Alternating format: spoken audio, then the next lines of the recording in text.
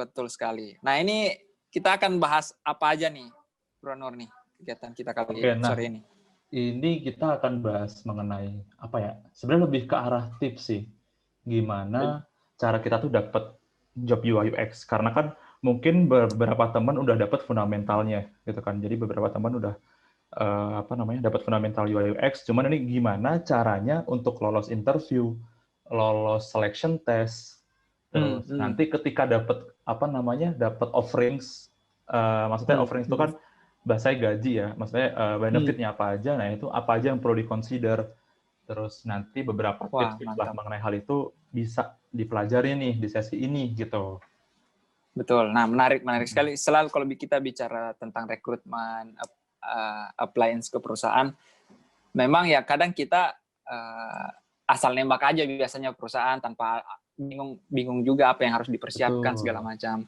Nah, kebingungan itu tidak cuma dirasakan dengan satu jenis perusahaan atau skill ilmu aja, termasuk di dunia UI UX punya kebutuhan yang khusus gitu dan lain-lainnya. Betul banget. Apalagi di situasi pandemi ini kayaknya satu hal yang challenging gitu dan punya treatment khusus cara rekrutmen dan lain-lain gitu. Yes. Nah, kalau teman-teman lihat Bro Nur ini, kalau udah pernah lihat akun Instagramnya Genius, ini kadang udah ada tuh posternya dia tuh akun Genius. Jadi udah sering ngisi lah. Ya, dipanggil aja sih, Mat. Alhamdulillah. Nah, ini cukup, dari Padang, dari Medan, segala macam. Oke deh. Terima kasih atas apresiasinya.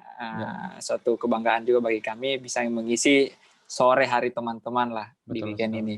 Kita cukup jujur ya, ini tidak ada filter-filteran, kita di rumah masing-masing lah. Nah, ini tanpa berlama-lama lagi mungkin udah siap, Bro Nur? Oke, mungkin aku share screen dulu ya. Boleh, bisa nggak? Oke, kelihatan ya? Bisa ya. Kelihatan. Wih deh, dari slide-nya aja nih udah cita rasa UI UX-nya sudah kelihatan banget. Oke lah, tanpa berlama-lama lagi, kayaknya sebelum kita mulai ada baiknya kita berdoa terlebih dahulu mungkin ya. Ya, boleh. Berdoa menurut kepercayaan dan keyakinan masing-masing, berdoa dipersilahkan.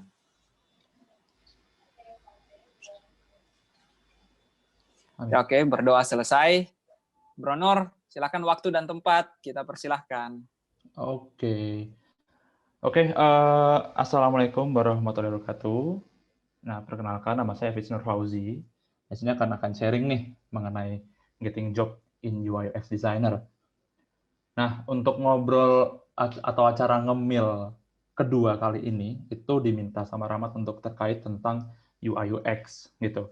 Nah, cuman sebelum memulai nih, aku nih pengen tahu, sebelum mulai mungkin aku stop share dulu ya, pengen lihat dulu nih. Dari teman-teman ini apa ya background-nya? Ada yang mahasiswa kah? Mungkin yang mahasiswa bisa kasih tanda jempol, itu ada add reaction di bawah, ada yang kasih tanda jempol. Oke, ada yang mahasiswa nih. Oke. Lumayan banyak juga ya mahasiswa ya. Yoi, ini yang menjelang yang wisudanya online dan menjelang masuk kerja nih. Udah lulus Kak, tapi belum kerja. Oh ya oke, nggak apa-apa. Mungkin oke. Sebagai mahasiswa. Terus yang fresh grade siapa aja bisa kasih add reaction? Fresh graduate ada 1, 2, 3, 4. Oke.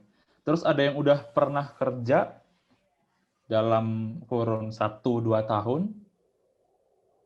Ada yang kerja?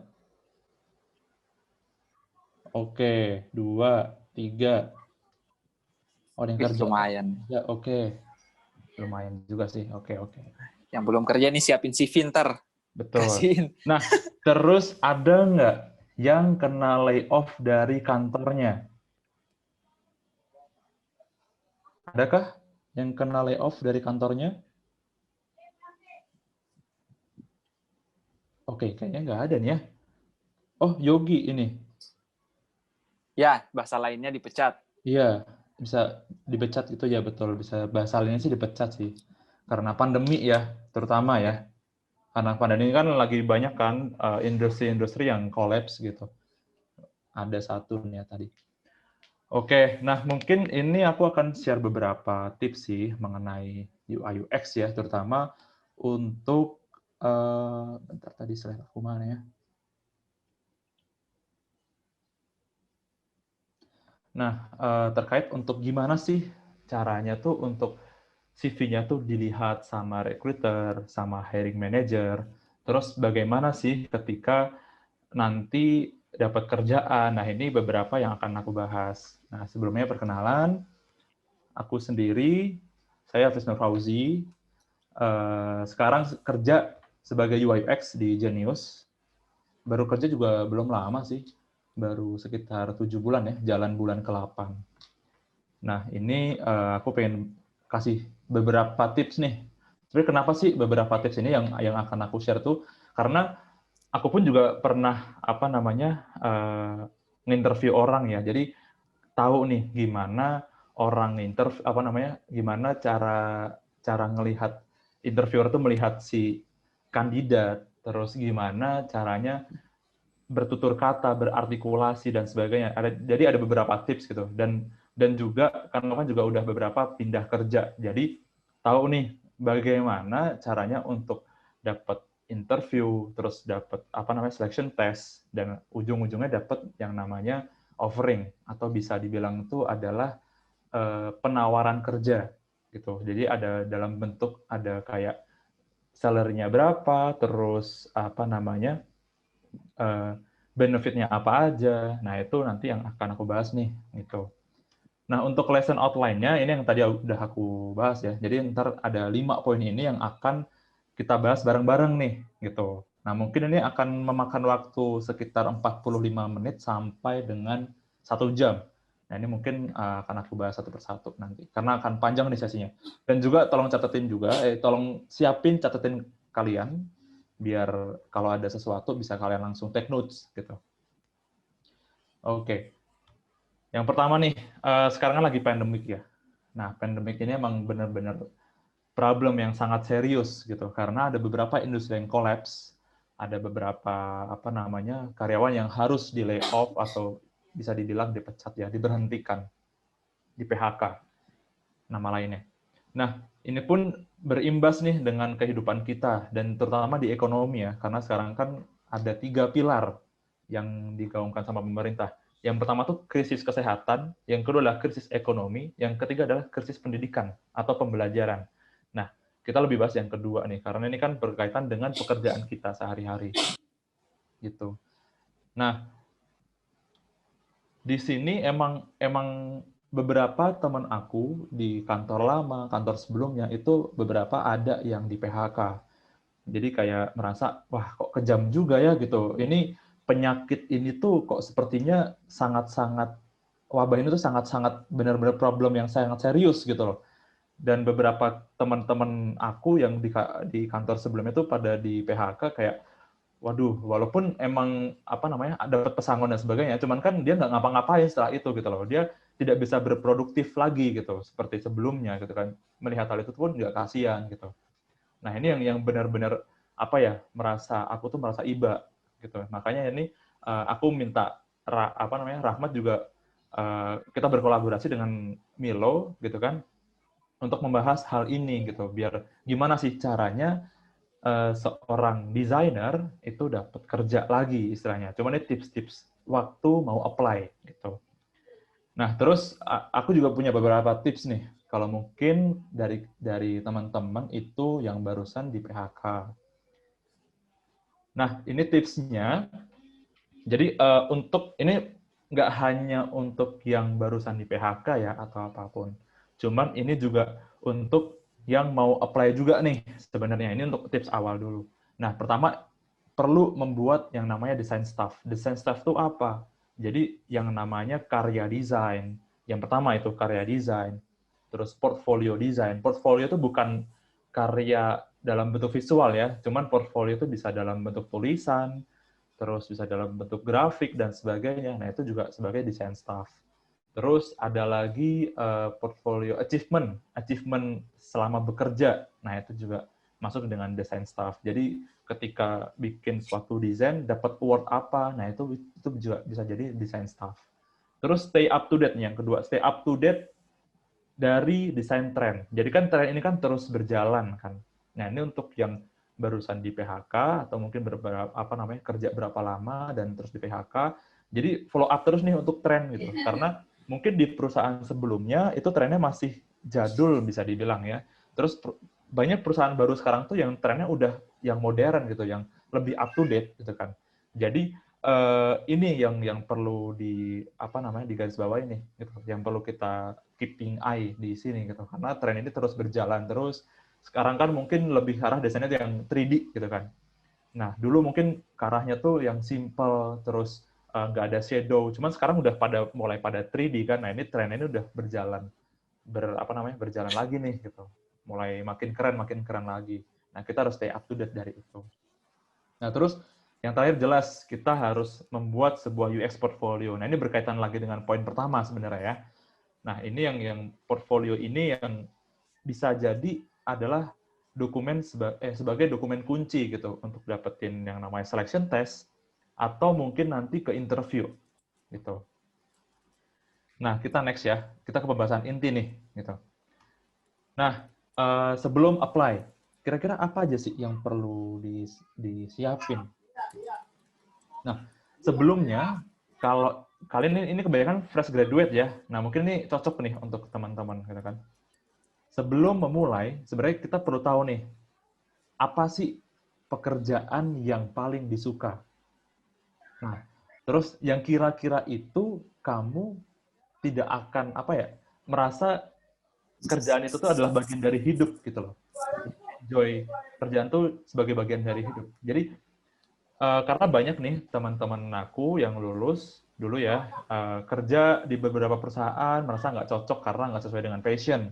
Terus kerja di beberapa divisi, cuman kok kayaknya nggak enak ya ngerjain hal ini, nggak enjoy ya. Nah, sebelum memulai itu pilih dulu pekerjaan yang kalian cintai. Karena ada pepatah juga sih, do what you love atau love what you do. Cuman yang pertama kan do what you love dulu gitu kan. Jadi usahakan kita enjoy nih apa yang akan kita kerjakan gitu.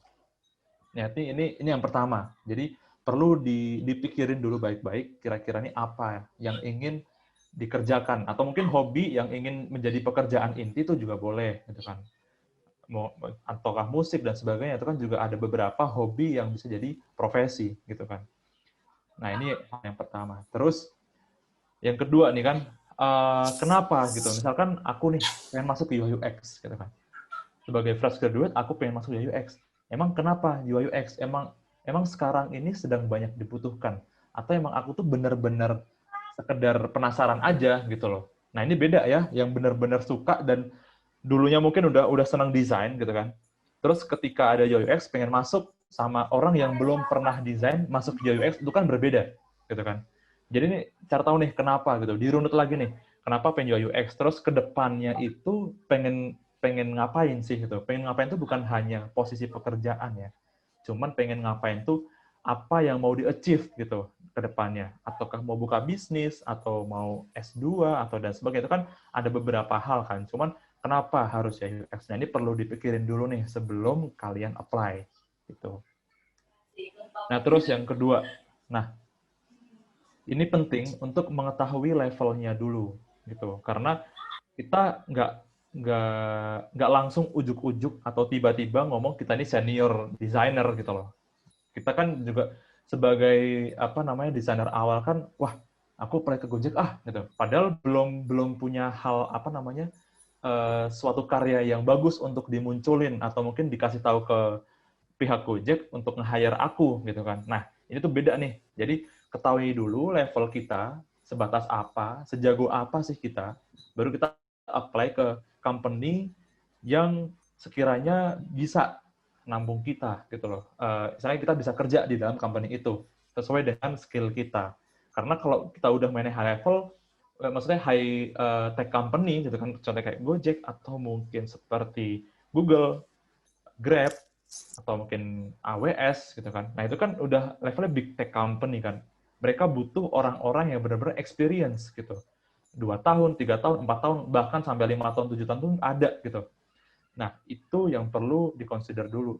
Jangan kita sebagai dihindari sih, bukan jangan ya, dihindari kalau kita atau mungkin kita yang sebagai fresh graduate itu langsung tiba-tiba apply sebagai senior designer gitu. Itu yang perlu di take notes. Nah, terus sebelumnya, hal-hal pertama yang dilakukan adalah jelas. Yang pertama adalah update CV teman-teman. Nah, update CV teman-teman ini bisa update dari sisi desain CV-nya, terus konten CV-nya, dan sebagainya. Nah, ini diupdate nih semuanya gitu, dirombak. Dulu mungkin udah pernah bikin CV gitu kan, setahun, 2 tahun lalu karena kerja gitu kan. Atau mungkin karena organisasi. Sekarang, diupdate, dirombak semuanya gitu. CV itu ada beberapa hal gitu kan yang perlu dimasukin, nggak melulu tentang biodata, nggak melulu tentang hobi gitu kan, nggak melulu tentang apa yang udah pernah dikerjain di organisasi gitu kan. Nah ini ada banyak hal nih CV gitu, ada banyak format juga mengenai CV gitu. Nah terus yang kedua adalah membuat portofolio gitu, karena ini kan yang tadi udah aku sebutin ya di tentang pandemik tadi. Jadi portofolio ini adalah hal yang penting karena sebagai desainer atau yang mau apply, kita sebagai recruiter itu melihat dari portofolio dulu gitu. Jadi melihat dulu nih gimana sih si kandidat A itu membuat sebuah solusi, gimana prosesnya, gimana desainnya, eksekusi desainnya, terus progresnya gimana, proses apa, UX proses apa yang dipakai. Nah ini yang perlu dibuat nih dalam bentuk portfolio. Terus yang ketiga jelas, cari nih pekerjaan di platform-platform. Nah, terus ini ya, yang aku bahas tadi juga. Sebenarnya di dalam CV itu sama portofolio menjelaskan apa yang kamu kerjakan atau apa yang kita kerjakan, bukan yang apa yang akan kita kerjakan. Gitu. Jadi untuk sebuah portfolio kan yang sudah pernah dikerjakan nih gitu loh. Jadi bukan yang akan dikerjakan. Jadi usahakan sudah berpengalaman dulu untuk mengerjakan beberapa hal terkait entah itu design thinking, design sprint, atau mungkin user center design, atau apapun, beberapa terms atau metode UX yang kalian tahu, atau teman-teman tahu, itu dituangkan di sebuah portofolio. Nah, itu yang menjadi consideration untuk masuk ke proses selanjutnya. Gitu. Jadi ini penting nih, dari hal portofolio tadi, sama CV. Terus, nah ini nih, kira-kira ini ada beberapa banyak nih ya, komponen-komponen CV. Ini ada portrait foto, nickname, full name, kewarganegaraan, terus golongan darah, IELTS score, terus kampusnya di mana, berat badan. Ini kan ada nih, karena aku sendiri tuh menemu di LinkedIn itu ada banyak gitu kan komponen-komponen CV ini kok kayaknya kok ada tipe golongan darah gitu loh. Terus ada lagi yang unik tuh berat badan. Mungkin kan untuk hal yang berhubungan dengan modeling atau mungkin sales ini butuh gitu. Cuman untuk desainer ini nggak butuh. Nah, apa aja sih yang bisa dihapus? Nah, ini yang nggak necessary nih. Pertama nih, yang nggak necessary. KTP number kita nggak perlu input sama sekali gitu kan. KTP, NPWP itu sama aja. Karena itu adalah dokumen rahasia. Jadi itu termasuk dokumen pribadi kita ya. Jangan sampai di-share ke publik istilahnya dalam bentuk CV gitu. Terus hobi, home address. Nah, ini ada beberapa elemen nih. Nah, ini bisa kalian lihat ya. Nah, terus selanjutnya ini nih. A good CV itu sebenarnya seperti ini. Memunculkan yang pertama nih ya, yang biru adalah yang paling bagus dan yang orange itu adalah yang low priority. Aku ulangin ya. Jadi yang biru adalah high priority untuk ditampilkan dan yang orange itu adalah low priority untuk ditampilkan. Nah, hijau sama kuning ini diantaranya nih. Jadi biru dulu, hijau, kuning, baru orange. Nah, ini yang pertama ya. Untuk portrait foto, nickname, terus tanggal lahir, terus GPA atau mungkin IPK ya, terus sosial medianya apa. Nah, terus yang penting juga nih untuk kayak phone number, bahasanya dikuasai, IELTS score, terus self description. Nah, terus yang ketiga baru nih untuk work experience, terus hard skill dan sebagainya. Ini penting nih gitu. Cuman lebih ditonjolkan itu di hal-hal yang biru-biru ini gitu. Karena itu yang penting. Terutama emang sebenarnya penting sih untuk yang work experience juga gitu. Karena semakin banyak yang dikerjakan itu semakin bagus gitu. Cuman yang perlu dimuncul ini yang aku highlight nih. Ini semua ini yang yang perlu muncul gitu, yang aku hitung-hitungin ini nggak perlu dimunculin di dalam sebuah CV gitu ya. Terus lanjut. Nah, a good CV itu harus punya maksimal nih, artinya kurang dari 2 megabyte. Nah, ini CV dan portfolio ya. Sebenarnya ini dua-duanya nih, karena mungkin portfolionya banyak nih, dan mungkin sekitar 50 MB atau mungkin 100 MB. Nah, itu usahakan kurang dari 2 megabyte. Kenapa? Karena beberapa company, terutama di perbankan ya, ini kan di Genius sendiri, itu kalau nerima email, itu mentok-mentok hanya 5 megabyte. Gitu. Nah, syukur-syukur lebih bisa dari itu pun juga bisa di shortlist lah istilahnya. Cuman ada beberapa company itu yang nerapin peraturan maksimal kirim file itu hanya maksimal 5 megabyte, 8 megabyte, atau mungkin 2 megabyte. Jadi usahakan tuh sekecil mungkin ukuran filenya. Terus dalam bentuk PDF format, atau mungkin link juga boleh. Terus harus jelas nih apa yang mau dijual gitu kan, dari sisi skill, pengalaman, dan sebagainya. Terus yang keempat adalah mudah untuk dibaca. Gitu. Terus yang kelima ini simple, itu bagus. Cuman ini notes juga beberapa company yang itu mungkin beberapa BUMN ya, itu menerapkan kalau CV itu ya harus full gitu, harus istilahnya compact lah, padat gitu kan, jelas dan padat gitu. Cuman beberapa untuk yang kayak company-company startup itu simple tuh nggak apa-apa sih gitu. Terus ini penting juga nih, good file name. Ini misalkan Hafidz Nur _ CV. Jangan kayak diubah-ubah, CP_Hafidz gitu. Jadi ini juga penting nih. Jadi utamakan nama dulu, baru file name-nya apa. Jadi karena kalau recruiter atau HR itu kan nge-pooling CV itu kan jadi satu gitu kan, dalam satu folder. Nah, untuk nginget ulang lagi itu kan perlu cari tahu namanya kan. Ini namanya dulu si ini nih gitu, si A gitu. Jadi keinget nama dulu. Jadi untuk nge-shortlist beberapa daftar itu gampang gitu jadinya. Oh, ini nih si A tadi gitu. Jadi nggak susah. Ini ada experience juga nih, ada UX-nya juga nih gitu untuk membuat sebuah CV atau foto yang bagus gitu.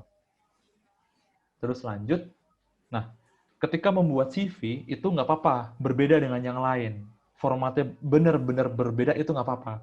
Dan nggak harus satu halaman CV. Aku pun CV itu ada 2 halaman yang aku kirim dulu ke Genius ya. Nah, terus please remember kalau semua orang tuh punya uniqueness gitu kan. Kalau kalian punya format sendiri, it's okay gitu. Nggak apa-apa kalau kalian punya format CV sendiri, nggak usah ngikutin dari Canva, nggak usah ngikutin dari Google dan sebagainya. Itu cukup dari pribadi kalian, itu yang menunjukkan uniqueness kalian nanti gitu. Itu yang perlu di-take notes juga. Nah, terus ini nih untuk case CV nih. Ini ada CV nih yang aku munculin ya di sebelah kiri. Nah, ini aku lebih highlight ke keterampilan. Nah, di keterampilan ini kan ada skill nih ya. Ada skill yang dia tuh ada scoringnya, sistem level atau mungkin scoringnya itu berapa dalam bentuk sirkular, lingkaran bar ini. Nah, cuman ketika kita lihat yang simple seperti ini skill tuh nggak necessary nih untuk ditampilkan levelnya atau skornya gitu. Karena untuk misalkan ada skill leadership ya, ini contoh aja nih, ada skill leadership. Nah, leadership tuh skornya seperti apa? Terus sertifikasinya tuh apa? Dari mana? Nah, itu kan perlu ada justifikasi kan, perlu ada yang namanya klarifikasi dalam bentuk dokumen gitu loh. Kalau udah dalam bentuk skor.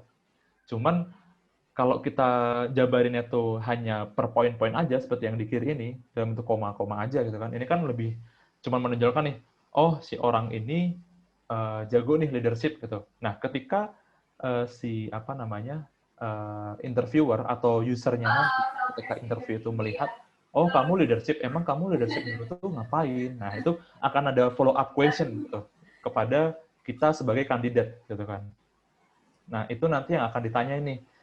Kalau kita menampilkan itu dari sisi skornya dalam bar seperti ini, itu kan seperti bluffing ya, atau membual gitu. Nah, lebih enak ini dalam per poin-poin aja gitu. Tapi again ya, simple ini tergantung nih dari company yang akan teman-teman tuju. Karena beberapa company itu menerapkan CV itu yang padat, dan usahakan semua ini kosong-kosong ini tuh nggak ada yang kosong gitu loh. Usahakan semua itu padat dan jelas gitu. Nah, ada beberapa orang khususnya di Indonesia sih ya, yang aku lihat ya, itu seperti itu. Gitu. Cuman kalau untuk company yang startup banget, itu sih nggak necessary sih. Maksudnya nggak apa-apa dalam bentuk simple seperti ini. Gitu. Terus lanjut. Nah ini inget nih, CV itu hanya kunci untuk proses selanjutnya. Apakah itu interview, apakah itu selection test. Gitu. Jadi ini notes juga nih, CV ini hanya kunci doang nih, seperti IPK. IPK minimal 3,5, IPK minimal 3,3. Nah, itu cuma kunci doang gitu untuk lanjut ke proses selanjutnya. Nah, ini sama, CV itu hanya kunci doang gitu. Ini melihat dari sisi kompetensi kita sebagai kandidat dan gimana sih skill yang udah dikuasai gitu. Nah, itu hanya sebagai kunci aja, seperti IPK. Terus, di mana sih kita mencari job opportunities? Nah, ini ada 3 nih. Pertama jelas job platform, entah itu LinkedIn Job, atau mungkin Techinesia, atau mungkin Caliber, dan sebagainya. Nah, yang kedua nih yang benar-benar mujarab nih, friend referral, atau referensi teman. Misalkan temanku kerja, temanku si A kerja di Gojek, gitu kan. Lagi buka UX nggak? Apply dong, lagi nyari kerjaan nih. Nah, temen yang sama-sama UI UX, dia akan merefer ke atasannya, gitu. Nanti akan merekomendasikan, ini nih orangnya gini-gini nih. Jadi, ada apa ya namanya? Ada insider gitu loh, tentang kita sebagai kandidat. Oh ya udah, oke deh, gue lanjutin gitu. Nanti gue lanjutin ke proses tes atau mungkin interview. Nah, ini paling mujarab nih, selama aku kerja ya, 3 tahun kerja, atau ini tahun keempat kerja ini, friend referral itu yang paling mujarab. Gitu. Yang ketiga, ini rekrutmen konsultan. Jadi ada beberapa konsultan, itu khusus untuk rekrutasi, seperti Michael Page, terus ada banyak lah, Techinesia juga, dan sebagainya. Nah, itu ada konsultan-konsultan khusus untuk rekrutmen. Nah, ini boleh di-approach gitu. Kayak headhunter dan sebagainya, itu kan adalah rekrutmen konsultan kan. Nah, itu boleh di-approach, minta tolong Mbak, ada nggak, atau Mas gitu ya, ada nggak lowongan untuk UX, boleh minta tolong dicarikan. Nah, itu bisa tuh, seperti itu. Nah, selanjutnya, importance file yang perlu di-apply. Jadi, ada 3 nih yang perlu di-apply sebagai desainer. Yang pertama jelas update CV atau CV terakhir kalian. Yang kedua adalah portofolio terakhir yang udah updated. Terus yang ketiga cover letter. Nah, cover letter ini apa sih? Cover letter itu sebenarnya nggak mesti dalam bentuk dokumen. Cuman bisa dimasukin ke dalam body email atau di emailnya nantinya gitu. Nah, ini bisa di-combine dalam bentuk dalam bentuk zip ya. Jangan dalam bentuk RAR. Kenapa dalam bentuk zip? Karena beberapa company itu nggak punya yang namanya WinRAR gitu. Contohnya mungkin desainer kan pada pakai MacBook ya. Jadi MacBook itu nggak bisa buka file yang dalam bentuk RAR gitu. Jadi usahakan dalam bentuk zip. Kalau kalian mau kompres file itu ya. Jadi usahakan dalam bentuk zip. Karena yang paling sering dipakai atau yang paling universal itu adalah zip gitu. Nah, terus compose email ke recruiter. Tadi aku udah cerita ya. Jadi cover letter ini itu bisa dalam bentuk dokumen atau dalam bentuk body email. Nah, ini ada contohnya nih.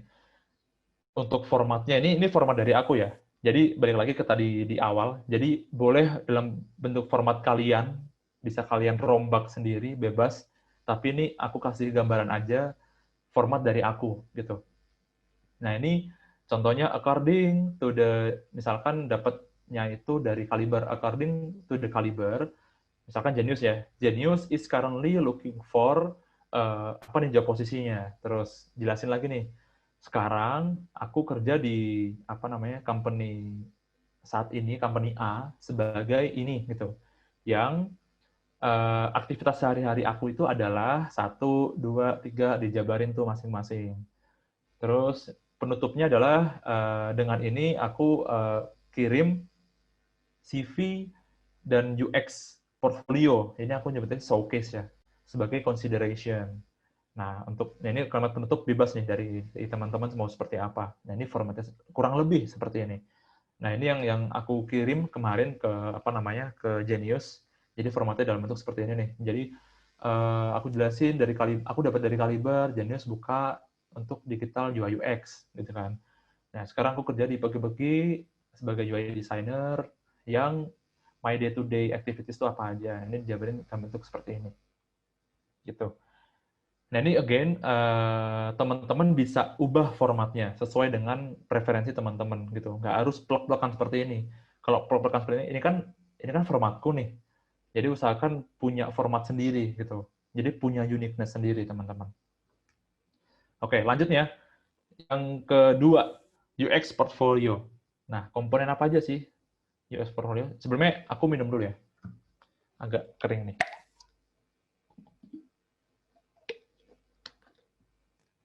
Nah, UX portfolio yang pertama, please take notes, UX portfolio itu bukan case study. Tapi case study itu adalah bagian dari UX portfolio. Aku ulangin ya. UX portfolio itu bukan case study, tapi case study itu bagian dari UX portfolio. Jadi portfolio itu adalah rangkuman gitu loh, rangkuman beberapa UX case study yang dijadiin satu. Cuman nge-highlight beberapa hal terkait project atau case study tersebut gitu.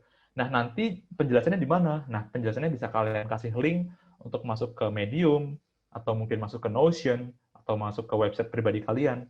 Nah, itu bebas. Cuman ini yang perlu di-take notes. Kalau UX portfolio itu bukan UX case study, gitu.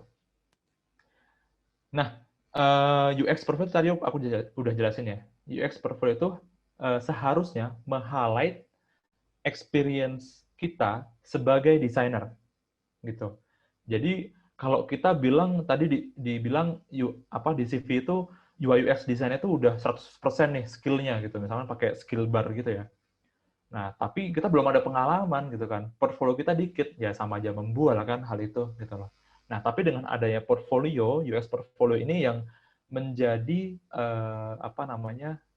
consideration recruiter gitu untuk melanjutkan si kandidat ke proses selanjutnya gitu. Nah, ini perlu di take notes. Jadi UX portfolio seharusnya meng-highlight experience kita sebagai desainer. Kemudian selanjutnya, tipe-tipenya itu ada apa aja sih ketika bikin UX portfolio gitu. Nah, medianya itu apa aja yang perlu digunakan. Jadi ada beberapa media yang bisa teman-teman pakai. Yang pertama yang dalam bentuk teks. Jadi ada Notion atau mungkin PDF. Nah, Notion itu ini seperti apa ya? Bisa dibilang tuh Confluence ya kalau di Atlassian gitu. Jadi Notion mungkin beberapa orang yang belum tahu itu seperti platform take notes kayak to-do list bisa, terus bikin task diagram juga bisa, bikin blog juga bisa. Ini bisa di Notion semuanya. Dan itu free. Notion ini kelebihannya punya UI yang clean seperti Medium, cuman dalam bentuk apps gitu kan atau website juga ada. Nah, ini bisa nge-link nih gitu, bisa teman-teman kasih linknya ke CV atau apapun si portfolio itu. Terus yang jelas yang kedua ini PDF file. Nah, PDF file ini yang mungkin banyak ya media yang paling umum nih untuk mengkonsolidasi UX portfolio gitu. Nah, bisa bikinnya itu dari MS Word atau mungkin Adobe Illustrator, Sketch atau Figma dan sebagainya lah. Tools-tools desain yang punya kapabilitas untuk ekspor ke PDF gitu. Nah, ini bisa teman-teman pakai. Terus yang kedua yang web based nih. Nah, ini yang web based itu ada Webflow sama WordPress. WordPress mungkin teman-teman udah tahu lah ya platform blogging dari zaman tahun 2000-an. Nah, ini masih bisa dipakai nih. Cuman untuk Webflow ini yang sangat nowadays nih, yang sangat tren sekarang ya. Jadi teman-teman bisa bikin web itu mudah dengan drag and drop HTML komponennya, nggak perlu ngoding. Jadi benar-benar no coding. Karena kan sekarang lagi banyak campaign ya, no code programming gitu kan. Nah, ini sekarang ini Webflow ini bisa dipakai sebagai website pribadi kita gitu, atau mungkin sebagai UX portfolio kita. Jadi dimasukin ke dalam Webflow ini. Terus tinggal klik publish, itu udah langsung share gitu. Dengan kirim linknya udah langsung share. Jadi nggak perlu ada beli domain.com atau beli domain.co.id, itu udah langsung bisa. Cuma nanti misalkan Hafidznur, domain itu akan jadi hafidznur.webflow.io gitu. Jadi ada webflow.io-nya di belakangnya. gitu. Nah, terus lanjut. Nah, untuk bikinnya portfolio itu tipsnya seperti apa sih? Nah, yang pertama, mention atau sebutkan beberapa case study yang dirasa itu paling kece atau paling keren gitu. Jadi hal itu hanya 3 sampai 5 case study aja yang benar-benar ngedefine atau mendefinisikan skill teman-teman sendiri gitu. Jadi akan nge-show, jadi kan kalau case study kan akan nge-show dari end-to-end proses, terus clear gitu, penjelasan dari user problem dan final solution-nya. Jadi ini di-highlight ya, di-highlight aja gitu. Tapi tetap munculin end-to-end prosesnya itu seperti apa. Cuman dalam bentuk summary aja gitu. Nggak perlu detail lah. Detailnya cukup ke link aja, terus nanti masuk ke linknya entah dari Medium atau Webflow dan sebagainya. Nah, terus yang kedua, mengidentifikasi role nih. Jadi role kita di dalam project atau case study itu sebagai apa? UX designer kah? Atau fasilitator project kah? Atau sebagai product owner, merangkap UI UX kah? Nah, ini bisa nih dimasukin gitu ke dalam case study-nya itu gitu. Nah, terus yang ketiga, visualize your explanation, atau bisa dibilang banyakin gambarnya lah gitu. Karena gambar itu yang akan menjelaskan ya, yang lebih menjelaskan gitu. Nah, terus lanjut. Nah, ini yang keempat adalah clear nih, easily navigate. Jadi kalau dalam skripsi itu kan ada poin-poin ya, ada bab 1, bab 2, bab 3. Nah, ini juga terjadi di dalam case study atau portfolio nantinya. Jadi untuk case study A itu apa, case study B itu apa, case study C itu apa, terus di dalam case study juga itu dijelasin poin-poin itu ada apa aja.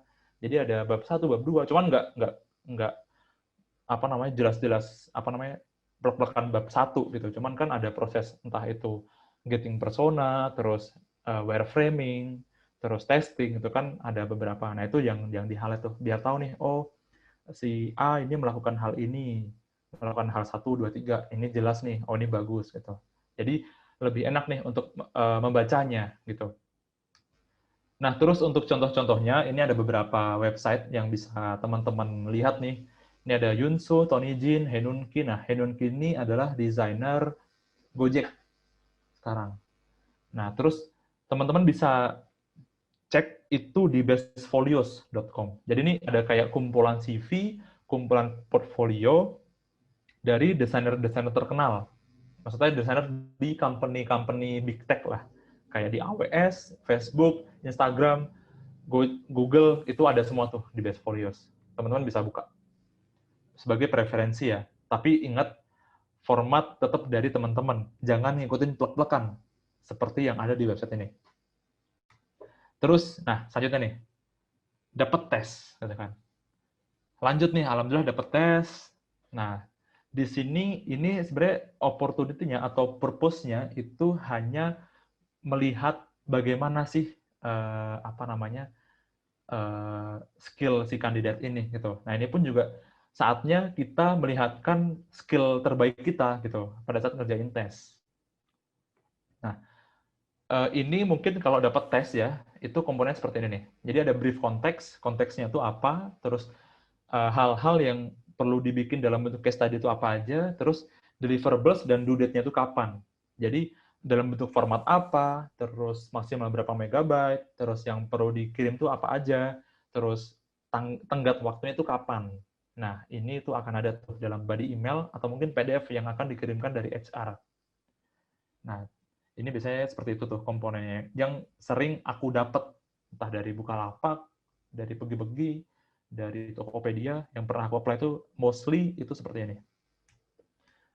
Terus, tadi ya, yang aku jelasin, main objektif itu adalah untuk melihat bagaimana thinking proses pada suatu permasalahan dalam, atau bisa dibilang dalam men-solve sebuah problem statement, dan bagaimana step-stepnya untuk menemukan final solution yang align dengan UX proses yang jelas gitu. Nah, ini istilahnya seperti itu. Jadi ngelihat bagaimana sih thinking prosesnya, terus bagaimana sih dia merangkum itu semua dalam bentuk UX prosesnya itu seperti apa, apakah sudah benar atau belum. Nah, ini akan dicek nih di situ. Nah, terus yang jelas fokus, dites, dan kerjakan yang terbaik. Karena ini sebagai kunci juga nih, gitu, ke tahap selanjutnya, atau interview. Terus, nah, tipsnya itu tadi ya, yang udah aku jelasin juga sebelumnya. Clear definisi dari problemnya. Jadi, problemnya misalkan men-solve kemampuan orang tua dalam mengoperasikan handphone. Nah, kenapa? Emang orang tua ini problem itu kenapa? Definisinya tuh jadi didefinisikan lagi nih. Kenapa orang tua ini butuh untuk mengoperasikan handphone? Kenapa orang tua ini apa aja pain point atau permasalahan orang tua dalam mengoperasikan handphone? Ini contoh ya. Nah, ini didefinisikan lagi nih, digali lagi gitu. Permasalahannya itu benar-benar ada atau cuma dibuat-buat gitu. Jadi akan kelihatan.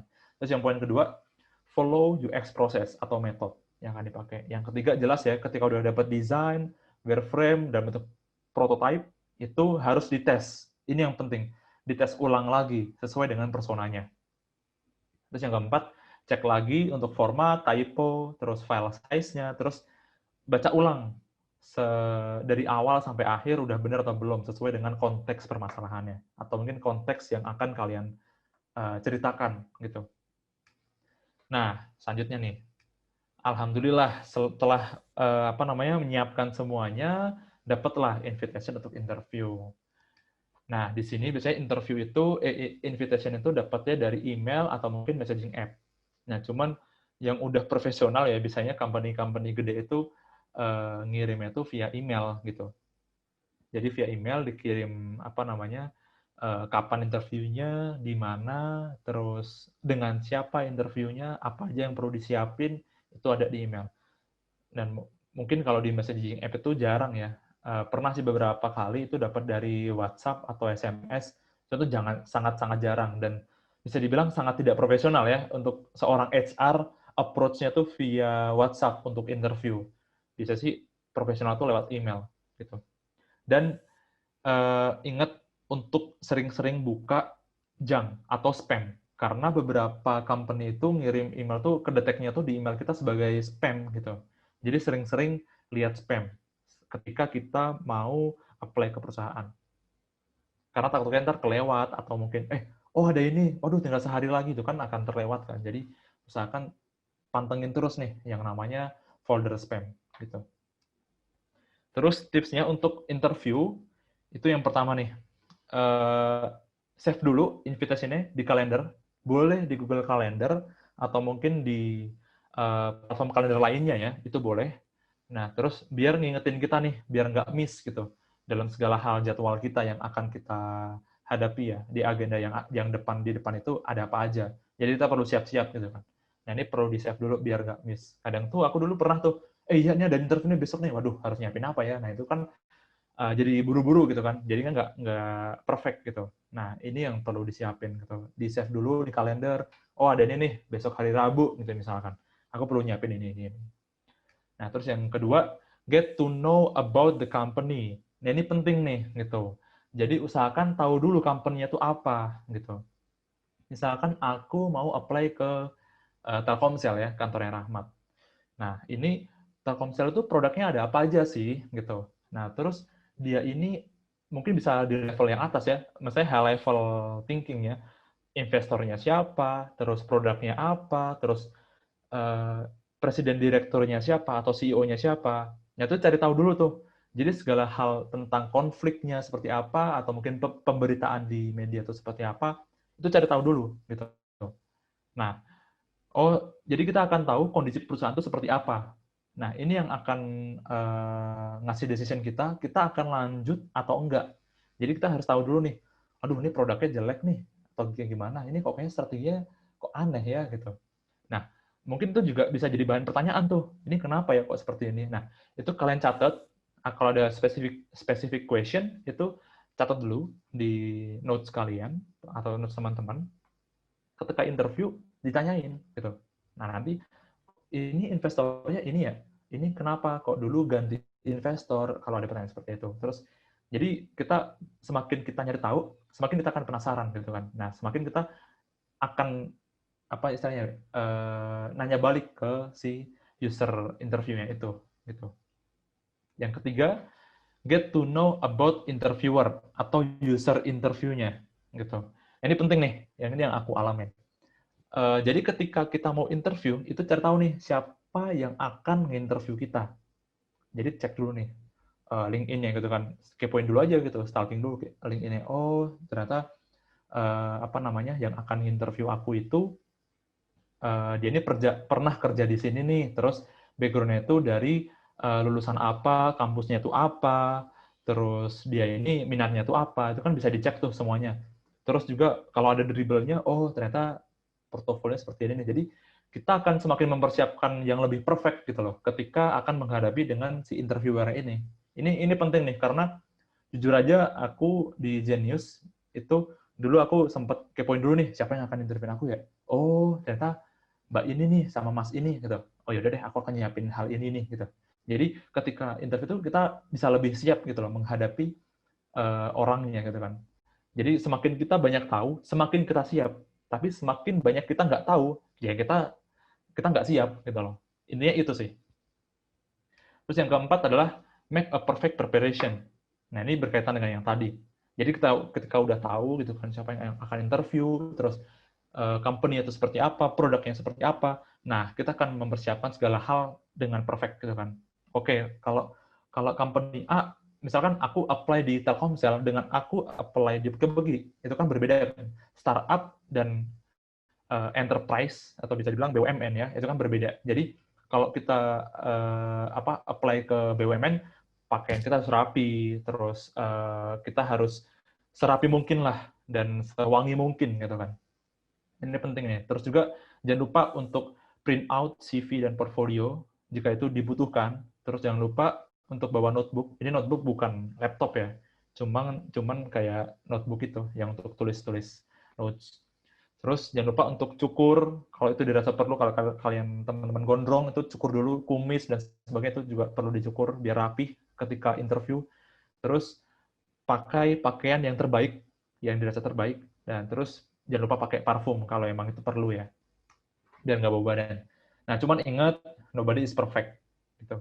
Cuman tetap aja pasti ada kekurangan. Cuman reflect dulu, pahami dulu kalau kekurangan itu emang ada, gitu kan. Cuman kita harus benar-benar menyiapkan seperfect mungkin. Nah, showtime nih ketika interview. Ketika interview, itu usahakan kita punya first impression yang terbaik atau terbagus gitu. Jadi dengan ini ya, aku mention juga dengan greeting yang hangat, terus introduction yang bagus itu akan apa namanya membuat first impression interviewer ke kita itu bagus. Oh, ini orang bagus nih. Orangnya hangat, ramah dan sebagainya. Karena dalam skill public speaking itu seperti itu. Jadi usahakan tuh ramah dan hangat, atau mungkin bisa dibilang tampilannya bagus lah gitu. Jadi seperti itu tuh untuk meningkatkan first impression. Nah, terus artikulasi ketika menjelaskan ya perkenalan dan sebagainya untuk awal-awal interview kan seperti itu. Jadi artikulasi suara dan gestur tuh harus ada, dan usahakan smile-nya tuh harus ada tuh. Jadi usahakan tetap smile dan sebagainya. Mengusahakan kita tuh antusias gitu loh selama interview itu. Enggak yang kayak dingin-dingin aja, cuek-cuek aja, itu kan akan jadi awkward kan gitu. Terus ketika present nih case study tadi ya yang dikasih dari tesnya itu, nah ini saatnya kali ya teman-teman atau kita sebagai aplikan ya kandidat itu menjelaskan seperti apa case study-nya, problemnya seperti apa. Nah ini yang akan dites nih gitu. Nanti akan banyak pertanyaan gitu kan yang akan ditanyakan dari tim atau mungkin hiring manager atau recruiternya tentang case study kita gitu. Itu happen juga dulu aku pernah apply di Dana, itu pun juga ditanyain hal-hal terkait dengan case study itu gitu. Cuman aku ulangin lagi, gestur itu penting ya. Gestur itu tetap dijaga gitu. Ketika menjelaskan itu harus ada gesturnya supaya lebih ngena lah. Karena kalau voice doang itu kurang ngena di apa ya, di pikiran gitu kan, atau di memori. Tapi dengan gestur itu akan lebih jelas dan clear gitu. Jadi lebih ngena lah istilahnya penjelasan kita. Nah, terus ini nih, so what your experience, apa experience kita gitu. Jadi misalkan ada beberapa pertanyaan gitu kan, emang ini tuh apa ya?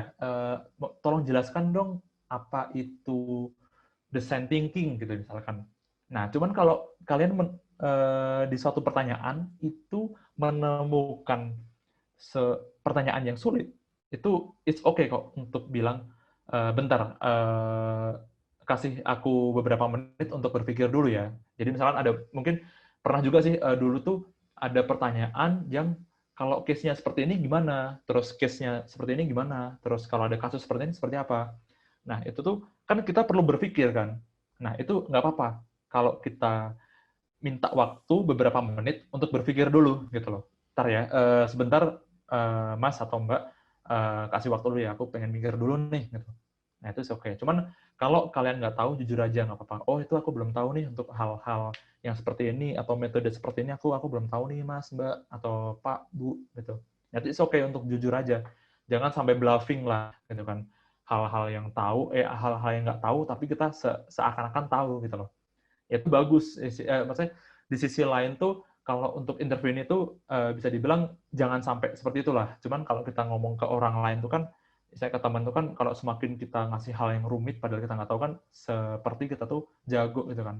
Cuman kalau di sesi interview itu jangan seperti itu, karena bisa jadi interviewer itu lebih jago daripada kita gitu. Bisa jadi dia tuh lebih tahu sebenarnya gitu loh. Cuman mau ngetes aja gitu. Jadi misalkan kalau emang nggak tahu ya udah cukup, aku belum tahu nih untuk hal itu. Aku nggak mau mereka-reka lah, aku nggak mau apa namanya, bilang aja aku nggak mau, takutnya jadi bluffing atau bohong. Cuman aku jujur nggak tahu gitu, nggak apa-apa. Terus avoid menggunakan UX jargon. Misalkan, oh ya, jadi misalkan ya dalam satu contoh gitu kan, oh ya, ada yang namanya design thinking atau design sprint. Jadi ketika kita membuat sebuah desain itu harus menggunakan design thinking atau design sprint. Terus emang semuanya tuh harus dengan itu gitu. Aku pun juga melihat itu tuh, oh ini kok kayaknya idealis sekali. Sebagai interviewer melihat, oh kok idealis banget ya, emang harus seperti itu. Kadang tuh ada pertanyaan tuh, emang harus dengan seperti itu? Ataukah ada cara lain? Ini contoh pertanyaannya. Ataukah ada cara lain selain dengan design thinking atau design sprint? Itu kan hanya terms doang, kan hanya sebuah metode doang gitu loh. Bisa dipakai, bisa enggak gitu kan. Karena di kenyataannya itu berbeda, berkebalikan malahan. Nah, di sini akan dites nih bagaimana problem solving dan thinking proses ketika itu diputar-balikan tuh. Emang harus pakai design sprint? Emang harus pakai design thinking? Kalau nggak bisa pakai itu, terus pakai apa? Nah, itu kan rumit kan. Jadi usahakan tuh jargon ya, it's a jargon gitu. Cuma jargon doang gitu loh. Design thinking, design proses, design sprint, itu cuma jargon doang. Tapi ya itu kenyataannya tuh nggak mesti pakai itu gitu loh. Nah, ini penting nih buat teman-teman fresh grad ya. Mungkin teman-teman udah pada tahu pakai design sprint, design thinking, nggak mesti pakai itu. Nggak mesti pakai hal-hal itu. Jadi design proses pun juga ya bisa aja langsung, tolong bikin wireframe ini ya, dari PM ya, misalkan udah masuk nih kerja. PM atau product manager ngasih nih, tolong ya bikin wireframe ini. Jadi nggak perlu dengan design sprint, design thinking itu nggak ada.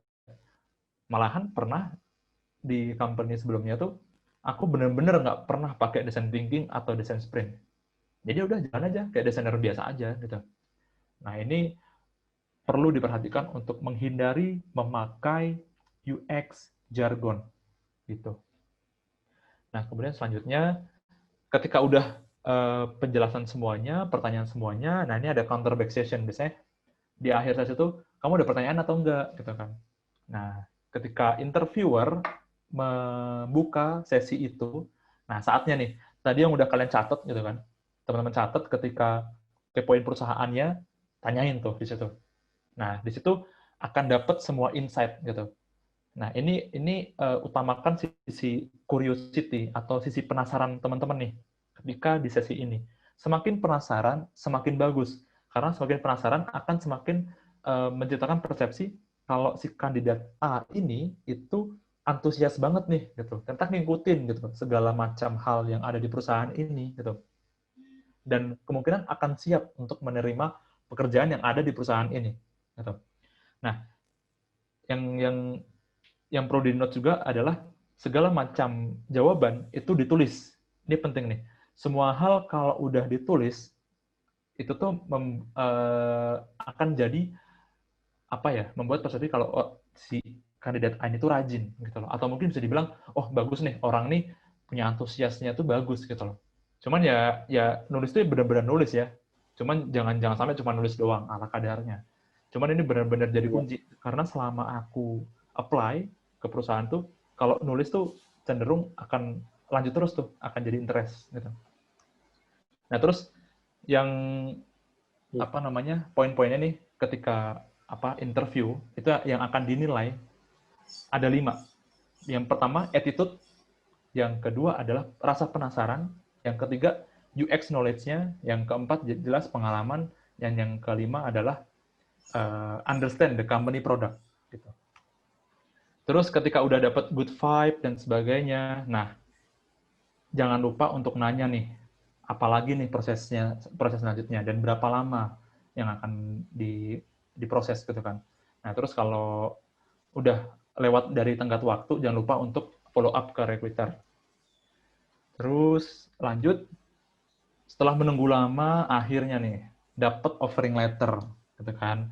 Akhirnya alhamdulillah dapat offering letter dari HR, udah lampu hijau dan sebagainya, melihat wah oke nih, alhamdulillah dapat offering letter. Cuman inget nih, dilihat dulu offering letternya.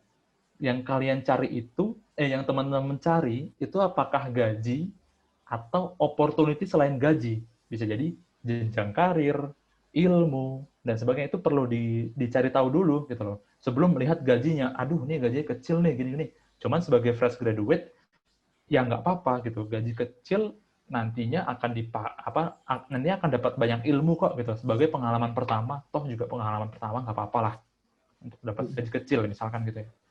Nah, itu perlu cari tahu dulu nih. Jangan sampai gaji gede nih, gitu kan. Cuman ternyata dengan gaji gede, company itu nggak stabil, gitu kan. Nah, itu juga dapat dihindari.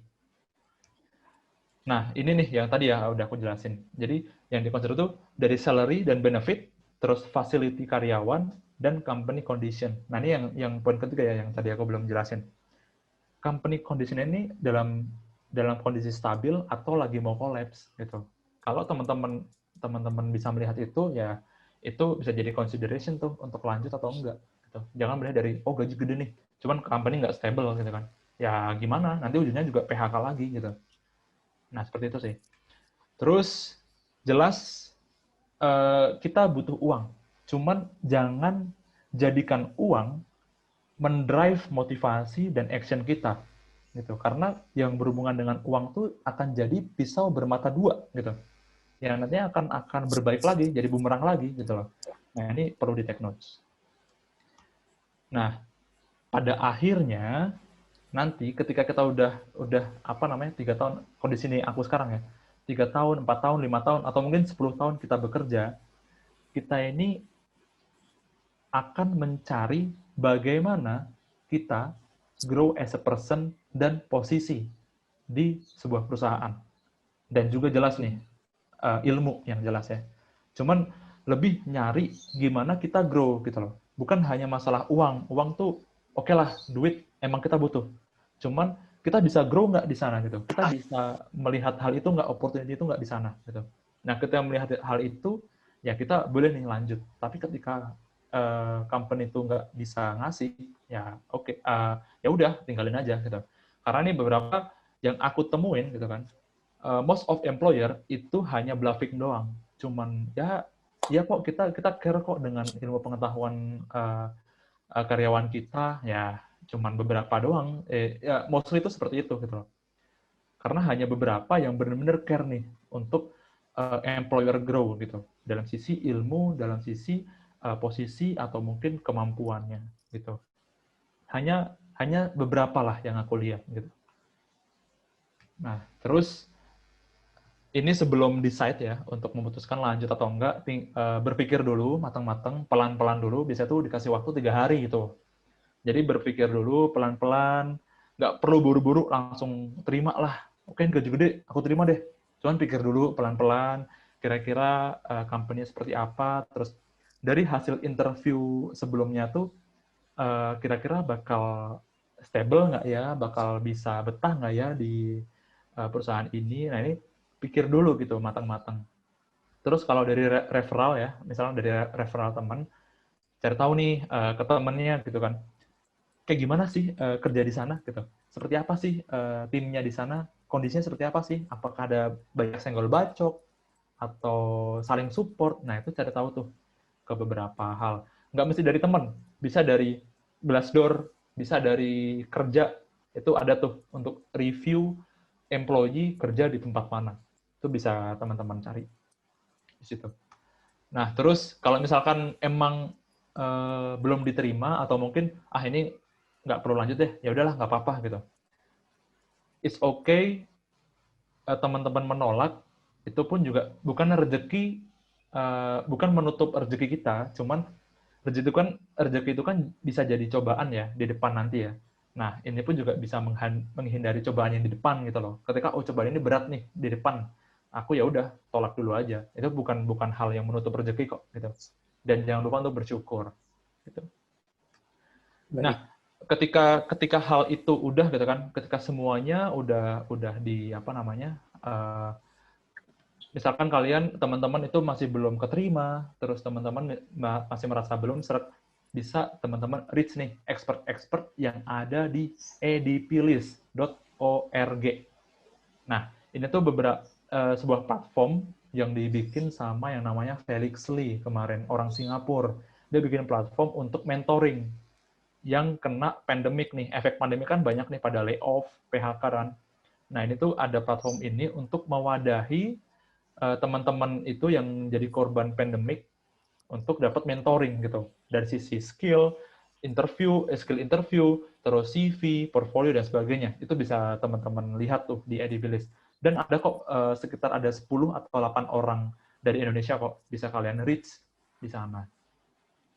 Nah, mungkin itu nih sekarang nih. Ada pertanyaan nggak dari teman-teman?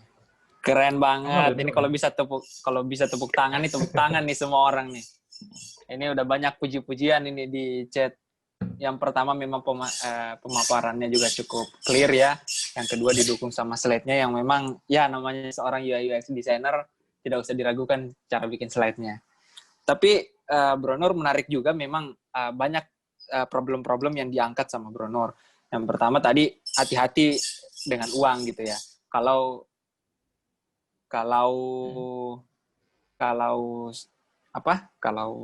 orang bijak dulu bilang hati-hati dengan gaji pertama gitu. Betul sekali. Ya. Karena gaji pertama bisa mendrive kamu menjauhi visimu. Jadi pelan-pelan dan coba resapi gitu. Karena dari situ kamu akan tahu sendiri sebenarnya apa yang kamu tuju sampai sejauh mana kamu bekerja gitu. Karena seorang Bill Gates pun dia kerja juga sebagai OB di kantornya gitu sebelum jadi seorang Microsoft. Jadi dia tahu kapan harus sebagai karyawan untuk gajinya mendanai idenya gitu. Jadi itu hati-hati dengan gaji pertama. Dia menggunakan gaji pertamanya justru untuk mensubsidi idenya dan lain-lain. ADP list juga menarik. Jadi teman-teman sangat menarik, sangat real juga. Nah kita tanpa berlama-lama kita ke app Slido. Banyak yang bertanya nih di sini nih. Kita kanalisasi di sini. Ada link di grup chat. Oke. Nah, ini sudah antri ini banyak banget nih. Kita mulai dari Nirmala ya, kita coba kejar semoga dapat lah pertanyaan.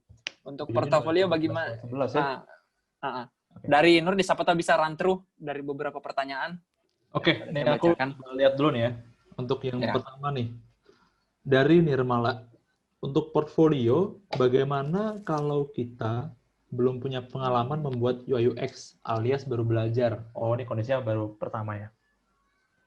Apakah bisa karya sendiri? Nah, sebenarnya untuk pertama kali untuk masuk ke UI UX itu boleh kok kita bikin case study itu kayak bodong gitu loh. Case study itu kita misalkan aku pengen bikin case study untuk tadi ya, case-nya tuh aplikasi untuk pengingat misalkan apa ya?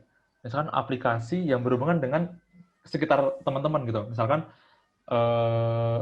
teman-teman menemukan permasalahan nih ketika berangkat sekolah, berangkat ke kampus, atau mungkin berangkat ke kantor, itu kan pasti banyak permasalahan kan, entah itu di lalu lintas, pada saat ketemu pengemis, ketemu pengendara motor, itu kan ada banyak permasalahan. Nah, itu bisa dijadikan UX portfolio, karena itu kan berhubungan dengan manusia kan, selama ada manusianya, UX itu bisa masuk, gitu. Selama ada manusia, UX bisa masuk. Jadi berarti nggak harus proyekan atau nggak harus ada job proyekan, dulu. betul. Jadi inisiatif sendiri kita, bisa. Betul, inisiatif kita di sekitar itu bisa dijadikan sebagai portfolio. Nah, ntar kita baru nih, permasalahannya misalkan lampu merah di sini tuh nggak dihormatin nih pada ngelanggar, kenapa ya? Nah, bisa kita interview orang-orangnya yang pada ngelanggar dan sebagainya. Wow. Nah, itu pun bisa jadi case study gitu loh, sebenarnya ya. Jadi luas gitu, untuk bikin case study itu nggak melulu dari proyekan atau dari hasil kerja dari company gitu. Cuman bisa dari sekitar kita gitu. Oke. Terus mungkin tuh menjawab ya Nirmala ya. Kalau enggak nanti boleh nih chat ke aku. Terus yang kedua nih dari Anonymous. Ini namanya siapa nih? Anon. Oke. Untuk lamar kerja itu harus benar-benar sesuai kualifikasi nggak? Oh, paham. Oke. Kualifikasi yang ada di ini ya maksudnya, yang ada di Kaliber gitu kan ya. Mungkin untuk kualifikasi itu hanya kayak kunci doang sih sebenarnya. Itu kayak misalkan dibilang ya, minimal 3 tahun, pengalaman kerja 3 tahun. Cuman itu sebagai acuan doang gitu loh. Yang optimal itu seperti itu. Cuman beberapa HR itu, atau HR ya, itu masih akan nambung kok teman-teman yang apply belum sesuai dengan kualifikasi, atau mungkin masih belum 3 tahun kerja gitu. Nah, itu pun biasanya seperti itu. Cuman ada juga yang strict gitu kan. Benar-benar harus 3 tahun tuh ada juga. Cuman beberapa job posting itu yang ada di Kaliber, di LinkedIn, itu kalau kualifikasi itu nggak apa-apa kok untuk dimasukin. Nggak harus sesuai gitu. Jadi masukin aja. Jadi kan kalau kita lagi nyari kerja tuh usahakan tebar jaring gitu loh. Banyak-banyakin aja lah, entah itu kemanapun tebar jaring aja gitu sebenarnya ya. Jadi usahakan ya tebar jaring, kalau ada yang nyaut, ya udah kita lanjutin dari situ. Istilahnya gitu sih. Jadi nggak harus sesuai dengan kualifikasi. Gitu. Terus pertanyaan yang ketiga dari Anon lagi nih. BTW, aku belum share screen ya? Bentar. Aku akan share yang di slide. Nah, yang penting lamar dulu aja ya. Urusan diterima atau enggak belakangan. Ya, betul. Terus yang ketiga. Untuk portfolio, metode apa yang bisa digunakan selain How Might We untuk mendukung argumen dari ide dan solusi yang diberikan? Nah, ini aku udah jelasin ya tadi sebenarnya. Nggak mesti pakai How Might We. Gitu kan. Jadi nggak mesti pakai design thinking, nggak mesti pakai design sprint. Metode apa sih yang bisa digunakan selain itu? Ada banyak gitu. Sebenarnya kan UX proses itu kan ada banyak ya. Nggak mesti How Might We dulu. Jadi ya How Might We itu kan proses yang kita dapat nih. Jadi kita post notes, pakai sticky notes gitu kan. Bagaimana kita memecahkan masalah user untuk problem A gitu. Kan seperti itu kan. Cuman nggak perlu pakai ini. Jadi bisa jadi permasalahan itu udah kita dapat dari user gitu kan. Misal kita udah dapat personanya nih, permasalahan itu apa aja. Nah, kita ya udah langsung propose aja gitu. Oh, kira-kira ini dari pain point-nya aku dapat nih, ternyata kayaknya ini butuh si user A ini butuh nih untuk solusi ini gitu. Nah, itu nanti di bridging tuh dari needs sama solution, itu di bridging tuh. Kenapa? Dari kebutuhan dan solusinya tuh itu kenapa gitu loh. Kenapa butuh itu? Kenapa harus dengan solusi ini gitu. Nah, itu harus dijustifikasi tuh. Kenapa-kenapanya. Nah, itu kan sebenarnya kan hal itu tuh bisa kita tanyain sewaktu interview dengan user gitu kan. Nah, itu yang sebenarnya perlu dicari tahu gitu. dari usernya sendiri, bisa tanyain langsung, kalau sepertinya gimana ya? Atau mungkin dengan solusi A seperti apa ya, solusi B seperti apa ya. Nah, itu kan akan dapat preferensi kan. Nah, itu langsung dari usernya sendiri. Gitu.